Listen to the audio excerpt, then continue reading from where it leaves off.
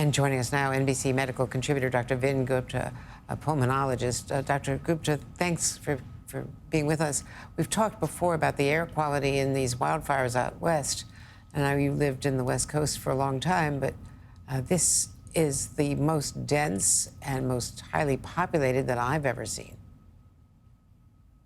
Yeah, Andrew, the scenes that we're seeing are apocalyptic, and everybody out there, whether you have a pre-existing condition or whether you're perfectly healthy, this can impact you. And so I want to make sure all your viewers are very clear, if they're in the vicinity of LA County, to heed the evacuation warnings, but also to recognize that smoke often is the first sign of a fire near you. It's well ahead of the flames. Some might be behind it.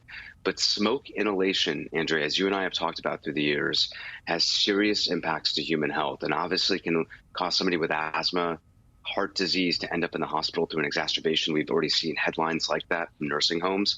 But critically, even if you're healthy, if you're young, just a few minutes of smoke inhalation, if you're inhaling it, can cause carbon monoxide toxicity, can cause you to have a headache and dizziness, altered mental status, nausea. These are the things that all of us should be looking out for, especially if you're within LA County in that vicinity. Do not think you're safe just because you don't see flames. A few minutes of exposure to smoke can be deadly, can cause you to actually pass out, and that's what I'm worried about. So what can residents do? I assume that they should be masked, but that's not going to be a great help with the intensity, the denseness of this, density, I should say, of the smoke.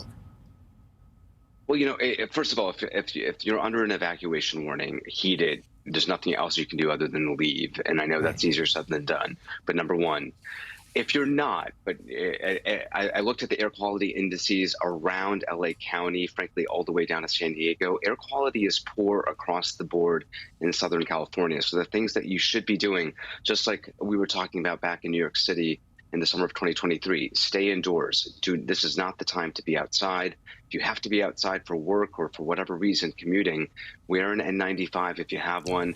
If you have one like Chase Kane that you were just talking to, a P100, even better. Run your AC.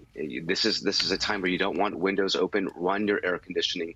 That's really critical. If you can put tape on your windows, even better. It actually can help diminish the permeation of particulate matter, fine particulate matter into your home. And you want to monitor your air quality index. So if you have a monitor, go to aqi.gov, just to make sure it's really not safe to be out there unless that AQI is less than 100, ideally. And then if you're somebody, especially with a pre-existing condition, stay hydrated. Smoke exposure, any type of heat exposure, but especially smoke exposure, can cause you to become dehydrated very quickly. So Andrea, we want to make sure that folks stay hydrated. And most especially if you're somebody with a pre-existing condition, make sure you're taking your medications. If you say have asthma, make sure you're on top of your medications to optimize your health. Dr. Vin Gupta, thank you. Appreciate that. Thank you. Thank you. And next, Judy Woodruff joins me to share her experiences covering Jimmy Carter